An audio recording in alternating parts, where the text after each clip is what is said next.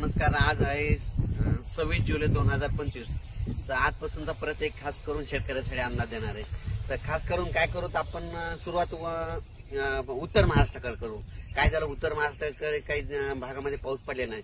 तर उत्तर महाराष्ट्रातल्या शेतकऱ्याला सांगू इच्छितो की 26, 27, 28, 29 जुलैपर्यंत नंदुरबार जिल्हा, धुळे जिल्हा, नाशिक जिल्हा, चाळीसगाव तालुका, त्याच्यात रावेर, चोपडा, जळगाव जिल्हा, त्याच्यानंतर येवला, नाशिक या भागामध्ये म्हणजे 26, 27, 28, 29 पर्यंत चांगला जोराचा पाऊस पडणार आहे.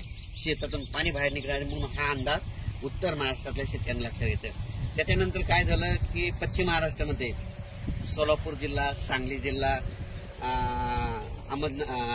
अहिल्यानगरचा काही भाग या भागामध्ये पाऊस पडले नाही. तर आज 26 तारखेला म्हणजे आज अहिल्यानगर भागामध्ये त्याच्यानंतर सोलापूर जिल्ह्यामध्ये करमाळा तिकडल्या भागामध्ये सोलापूर जिल्ह्यात खूप ठिकाणी आज बऱ्याच म्हणजे दुपारनंतर जोराचा पाऊस सुरू होईल. रिमझिम काही ठिकाणी रिमझिम पडेल, कुठून शेतात पाणी निघा म्हणून पश्चिम महाराष्ट्रातल्या शेतकऱ्यांनी हा अंदाज लक्षात घ्यायचा. त्याच्यानंतर आपण मराठवाड्याकडे पडू.